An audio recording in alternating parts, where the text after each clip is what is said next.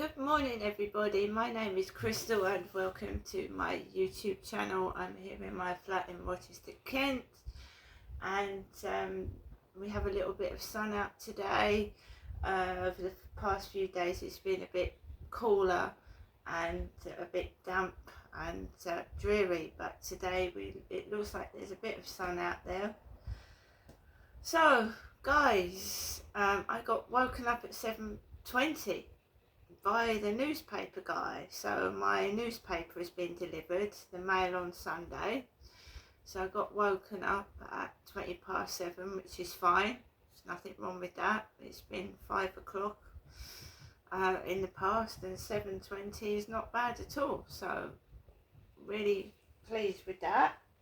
So I wasn't woken up too early because I normally get up at that time anyway. So I just laid down for a little bit longer because I was a bit sleepy. I got up, got dressed, did what I needed to do, and then made myself a cup of spiced ginger tea. Because I know what triggers my heartburn off, and it's crisps and chocolate and tea, coffee. So I like my coffee. So I'll have a coffee every now and then, but I won't drink loads of it every day. So that's helping. And yeah, crisps start it off, and I like crisps as well, so can't eat so many of them. So it's finding out, isn't it? Like keeping a diary of what upsets you food wise, and then finding out what it is, and then reducing that. So I've got up, I don't feel too bad, and I just want to explain to you what happened last night, which was unbelievable. And they're just doing what the hell they like, where they like, and getting away with it. And obviously they could move me, but they're deliberately keeping me here, and I found that out yesterday, okay? They're absolute monsters. I don't know what's going on. It feels like, I don't know whether it is a reality TV show or it's like Big Brother, where they're spying in on you and listening to everything you're saying, and then when you go outside they're spiking it, making it worse. Do you know what I mean? So whatever's annoying you, they make it 10 times worse. So basically I've been keeping a therapy diary online, a therapy diary. Going through my past, and that is personal, private, and only I should be reading and listening to it, right? But these, don't know what they are, gang stalkers is what I call them.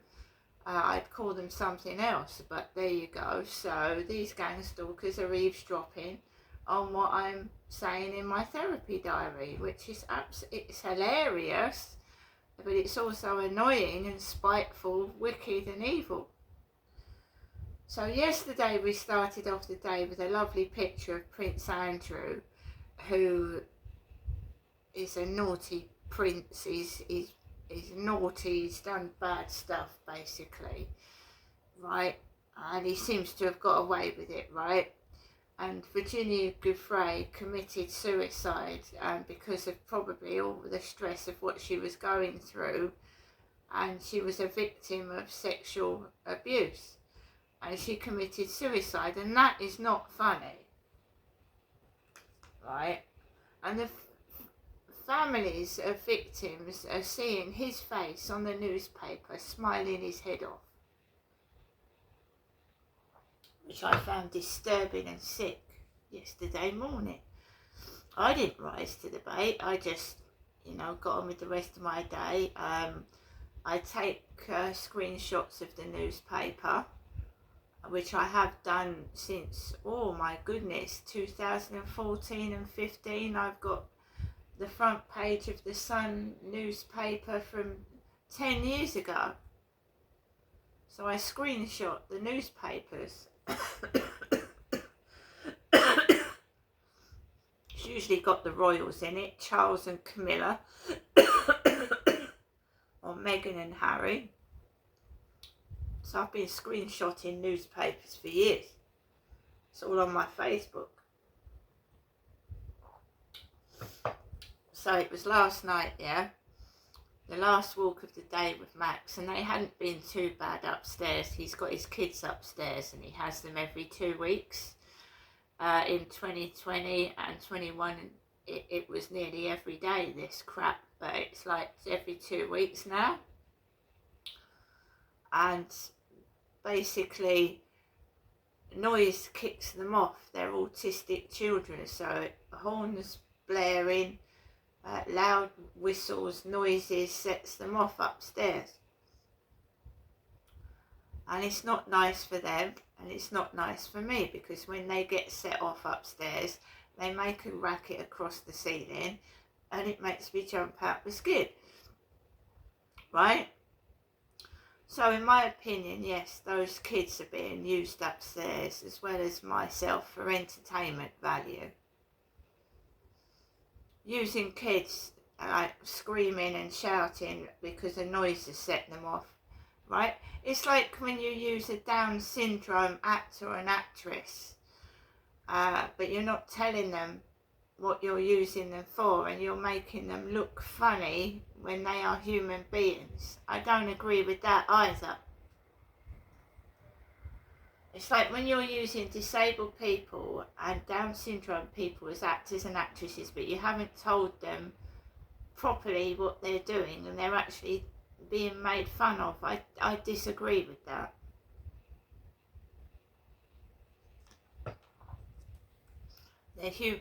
Disabled people are human just like everybody else, so I disagree with all this crap. And child actors and actresses, I disagree with that. I do. Because they're not old enough to understand what it entails, what's going to happen. And we have a lot of young people in their 20s that commit suicide, and they've started off as child actors and actresses, right? I don't agree with that. So back to last night, 10 to 7, I went outside, or 5 to, something like that. Nobody in the hallway, because I've been having problems with lads hanging around in the hallway and down the stairs with bicycles. So there was none of that yesterday. I managed to get down the stairs without being frightened to go down the stairs and into the hallway or down the lift. Went out of the building, out the front of it, and across the road. And of course it's loud down here. It's loud. Everybody's loud. Everything's loud. So I went towards the Rochester Riverside field, because I live in Rochester, which is not in America. This is the Rochester in Kent, England, because there's a Rochester in Ohio or something like that in America. But this is Rochester, United Kingdom. So I walked up the road, got opposite the co-op, and there was a hell of a load of noise. Now, over 55s flats, you would think they were quiet, wouldn't you? You know, 55s plus, leading up to 80, 90. No. Outside the over 55s flats is tables where they can sit and talk to each other. No, the elderly and their family, yeah? So I'm so glad I didn't have a flat in there. Why? They were yelling, they were shouting, they were playing loud music Saturday night. Elderly people with their family. I don't know whether it's a one-off or that's going to happen every night. I haven't got a clue. If it was a one-off, fair enough. I don't live up that end anyway. It doesn't affect me. So there was I thought there was a do or something going on. A loud music. They were in their 60s, 70s and 80s with their family outside on benches having a good time. Fair enough. So when I went onto the field, I smiled to myself and I thought, right, that's fine. Good on them. Then there was a Chinese lady. It wasn't until I was coming back that I realised I was being taken the piss out of, right? I had a text from my son last night, and he asked me how I was. And this was before I went outside. So there was this thin Chinese lady dressed in black, jogging behind me, right? Jogging behind me. And then I could hear laughing from behind me. I ignored it because, you know, people laugh, don't they? So I carried on walking. I walked my dog around the field. There's one tent on the field, the other one's gone. There was 2 tents by the Mercedes-Benz building, and now there's only one. And he's in the middle of the field, pitched with a blue bicycle outside his tent. So he's on the field by himself in the middle of the field. And obviously they use the tent to sleep, and then he probably rides off on his bicycle, I don't know where he goes, and comes back to his tent. Anyway, I just carried on walking. There was people walking past and that, and I just carried on walking. And then as I went to walk off the fields on the path, this noise was getting louder from these over 55s flats, and that was where Charlie was hovering about inside there a few weeks ago. That horrible, nasty man. So he's been in there, look. He's been in there. And I don't know whether he's an actor as well, because when I went inside his flat and saw his girlfriend sat there, they had a huge amount of antiques. He had, like, you know, like royalty would have stuck on their walls, old framed newspapers and old framed pictures. So I don't know whether they're tied in with royalty or they know someone high up. That Charlie and his girlfriend. Full of antiques it was. Anyway, it started to get louder and louder and louder and louder and louder. And this one woman, she just wanted attention. She was just demanding attention, and I wasn't giving her any. So she was an older version of me, like with her hair tied back of about 65, 70, and she was laughing her head off, and she would not stop. And then when I walked past, I got to the Rochester Riverside office, and she was still cackling like a witch. Seriously, it was like that.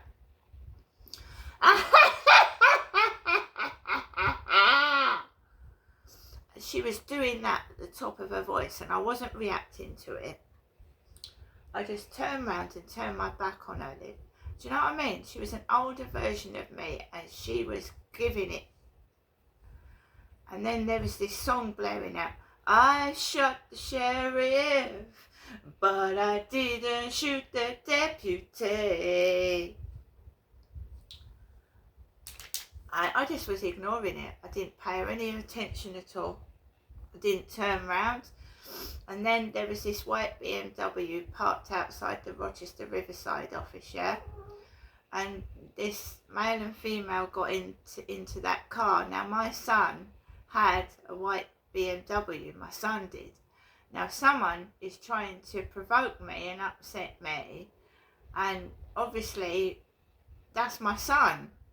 I used to go out with my son. I'm single.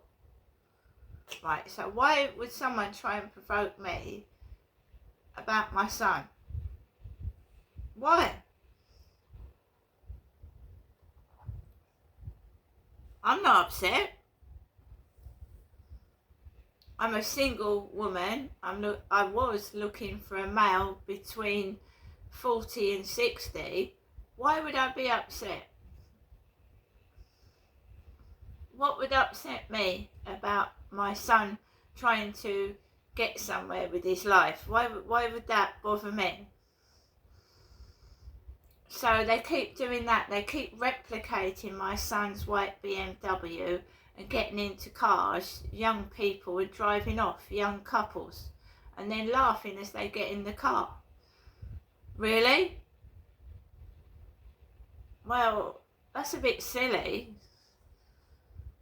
because I wasn't upset. I've got food, I've got some money, I've got a washing machine coming next week. What the effing hell? And it's women doing it. Old women. Anyway, I had to hold myself together, because at one point I thought, shut the fuck up, alright, you're laughing. You're laughing, we all know you're laughing, we all know it's you. Just pack it in, do you know what I mean? You've had your fun, you've had your laugh, shut up. Perhaps they've been drinking, because when you're drinking it makes you act silly, doesn't it? Perhaps they've been drinking. But they were making so much noise, it was resonating down the whole street. The laughter. And it felt humiliating, and it felt fucking horrible. And she wasn't anything to look at. She wasn't a beauty. She was about my age, with darker brown hair. And she was making a fool of herself. And this is what you let them do. If they want to shout, scream, or shout abuse at you, you just turn around and you ignore it. Then people, genuine people, not part of the gang stalking, I wonder what the fuck it is they're doing.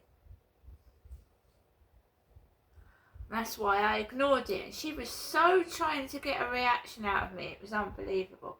And I didn't tape it, because I don't want that. I don't want that shit on my stuff. So I had to regain my composure and walk back to my flat with their shenanigans, right? That's what I'm saying, it's fixed. So wherever I go, this street theatrics is going to follow me. Do you understand me? Because someone is doing it. Someone's orchestrating it within the council, within the housing. They're orchestrating it to make my life a misery. Or trying to. So the housing's involved. Your housing, the council, they're all involved in this orchestrated gang stalking harassment. Told you I've had council lorries drive on me in the path. I've caught one on the road, I filmed it. Driving behind a family with kids on the path. And he gets out the lorry, and he's not very well, the driver, and he's hobbling up the path. I don't know what's going on.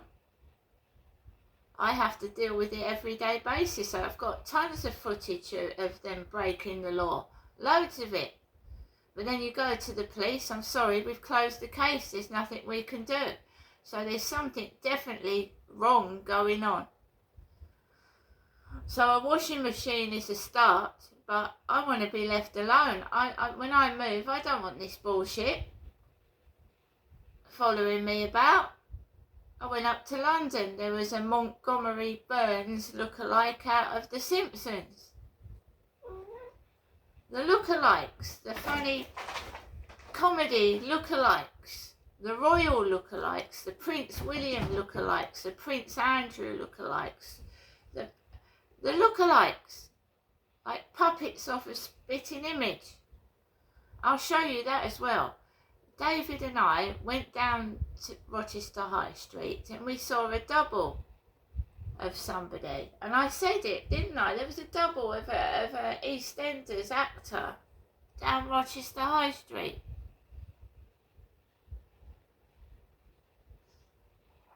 The doubles.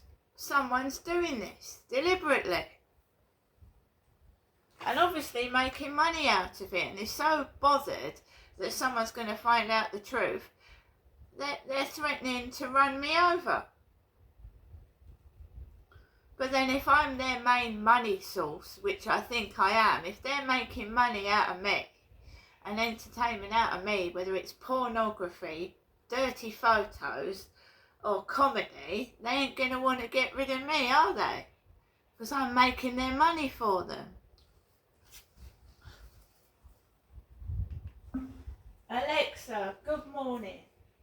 Good morning. On this day in 1926, the first set of electric traffic lights went into operation in the UK. They were installed in London to help control traffic, and the green light was soon given for more of them. Alexa, what's the time, please? Good morning, Crystal. It's 8:28 a.m. Alexa, what's the date today? It's Sunday, the 3rd of August. Alexa, what's the weather outlook? Currently, in Rochester it's 15 degrees Celsius with mostly cloudy skies. Today, you can expect showers, with a high of 23 degrees and a low of 15 degrees. Alexa, can you tell me a joke? What kind of shorts do clouds wear? Thunderwear. And Alexa, which celebrity was born on this day? Alexa, which celebrity was born on this day? Celebrities born on the 3rd of August include Tom Brady, Jules Bianchi, James Hetfield, Stephen Graham, and Martin Sheen. Right, so what I'm going to say to you now is the American part of it. The American part of it, you know, like the Eminem funny sense of humour, part of what's going on in here in the UK. You know, Eminem, Marshall Mathers. Alexa, who is Eminem? Marshall Bruce Mathers III, known professionally as Eminem, is an American rapper, songwriter, and record producer. Regarded as one of the greatest and most influential rappers of all time, he is credited with popularizing hip-hop in Middle America and breaking down racial barriers for the acceptance of white rappers in popular music. Let's not forget that Eminem was on Epstein's list. Eminem was on Epstein's list. Something to do with aeroplanes. Eminem was on Jeffrey Epstein's list, I believe. Correct me if I'm wrong, but I heard someone say he had something to do with that list. Anyway, I'm going to tell you about Eminem and how I got into Eminem, and then we go from there, and the American influence of this gang stalking. So my ex-husband was working, and he came home one day and he went, oh, there's this great rapper, he's wonderful. And I had access to MTV then, so I looked up MTV and I saw this bleached blonde haired dyed guy, and I thought he was amazing. I'm the real Shady, the real Slim Shady. He was singing that, and there was little dwarf actors and actresses in the video, and he was spitting in onion rings, right? And you know, I was a younger woman then. I was in my late 20s, early 30s, and I thought, wow, this guy's is amazing. He's amazing, isn't he? So I started collecting gifts, you know. Years ago they did these glittery gifts and you put them in a folder and kept them, you know, like glittery gifts with Eminem on, computer gifts, GIFs. Put them in a little folder and collected them on my ex-husband's computer under the name of Jenny, because Genestra was shortened to Jenny. I've changed my name to Crystal now, it's a long story. I was called Genestra, not Jennifer, Genestra, when I married my ex-husband. And I was putting all these gifts into a folder on the computer called Jenny. Just little, because I like collecting like nostalgic photographs, you know, like the 50s little photographs of the women and that, and posters and things like that. So I kept them all in there, the Eminem little pictures. And I started listening to his songs, and I thought it was amazing. But it wasn't till I came down to Chatham in 2008, September the 3rd, to visit my parents, that I started to look at Eminem's lyrics and where my father was taking me. So I listened to some of the lyrics of Eminem's songs, and one of them was talking about a father being incestuous with his daughter, right? A dad making fun and light of incest, which to me is disgusting. But it wasn't until 2008 onwards that I found out that, you know, it felt like my life was being insulted through Eminem's songs, right? And this is tough to get through and understand. So I went into Primark, and one of the lyrics of Eminem's song was that a dad had his daughter's coochie, bottom half in his mouth, coochie. And I went into Primark to get some clothes, and they were walking around with prams with coochie on them. Coochie, K-U-C-H-I, coochie prams. Now I know it's hard to believe, but I'm sure I've got evidence of years ago, and I've taken photographs. I've got old laptops with all this stuff on, old laptops where my dad took me, the pictures of the old house, Victoria Road, which I was forced to live in. I've got pictures of it all and evidence of how I was being kept at Victoria Road in squalid, dangerous conditions. I've got photographic evidence of it all. So my dad, wherever he took me, and I remember Herne Bay, he took me to Herne Bay, and he took me to the shops, and somebody had their windows wide open, blaring Eminem music, blaring it out. And my dad went somewhere else, and they were doing the same thing, blaring Eminem music out. And then somewhere else, and somewhere else. And I thought, well, is there a connection with Eminem and what is happening to me? I began to think that because there was an American element up in Gloucestershire when I'd left my ex-husband, and this American guy was corresponding to me at one of the safe houses I was living in. And he sent me a copy of a porn magazine, and he'd circled the blonde woman in it and said I wouldn't mind a piece of that. And that was from the USA. I was receiving correspondence from America, right? Eminem's got millions. Someone that's doing this to me has got so much money, they're covering up abuse. They're covering it up. There's no word of a lie. And they're sick in the head. So there's an American tang to this gang stalking. There is, and I can go into it in more detail, what I got roped up in when I went in a chat room in my ex-husband's computer, right? I got tangled up in a web of darkness and hatred, and to go through it would take hours. So now Eminem's influence is still going on, because I'm going into Mr. UK TikTok official's live streams, and he's dressed up like Eminem was in 2000. So you've got a short little guy with a baseball cap, bleached blonde hair, being loud like Eminem, right? So Eminem's influence is still going on to this day. Even Alexa, how old is Eminem? Eminem is 52 years old.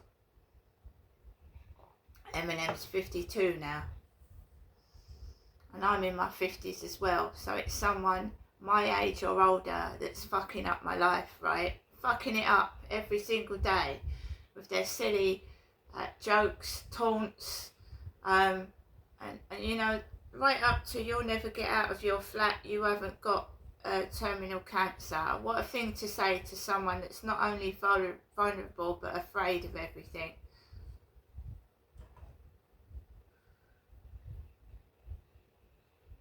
Right, Everything I do is 10 times harder than everybody else. Calling up to get my prescription, 10 times harder than anybody else. I have to fight to get my medication. I have to fight to go outside. Fight to do anything. So what's simple for other people is 10 times harder for me. And the dwarves and the funny people in the shops. It's like an M&M video, and I said that years ago when I went into Sainsbury's. There was a little dwarf in there. Looked like it, and I said in one of my videos, oh, it looks like I'm walking into an M&M video of 2002. I've said that before. But I will go into it in more detail, but there is an American influence to this, and when I left my ex-husband and moved up to London, and the guy was collecting M&M stuff, he was collecting M&M DVDs. And Shaggy and Outkast, right? And Mr. UK TikTok official's got a dad. Eminem sings songs about how he hates his father. Mr. TikTok has got a 70-year-old dad and a brother, and his brother's dyed his hair, bleached his hair blonde as well. I just find this all extremely odd. You know, and Brian Harvey was playing Eminem, I'll shit on you. And I'll shit on you, and I'll shit on you, and I'll shit on you. Brian Harvey playing Eminem songs.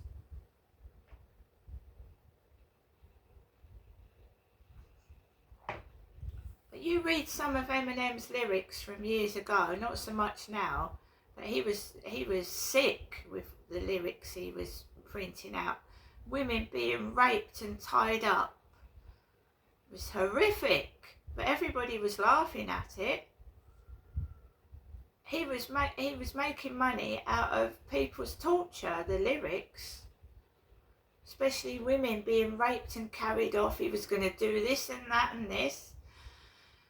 Well, it sounds funny, but then you get these lone wolves that go off the rails and do things like what he's been saying.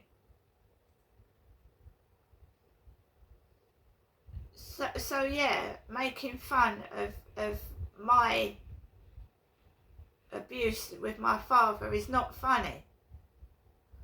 And it's someone in Tattle Life that did the same thing. They're sick, they're perverted, they're disgusting, and they need locking up.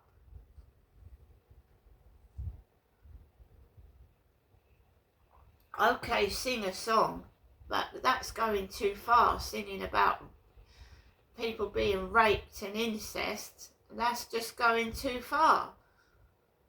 And I think the government should look about things that people are writing in songs that are affecting young people, as I was back then, younger, affecting their minds with their lyrics and telling people to take drugs in them and things like that. They need to go through lyrics in songs. They do.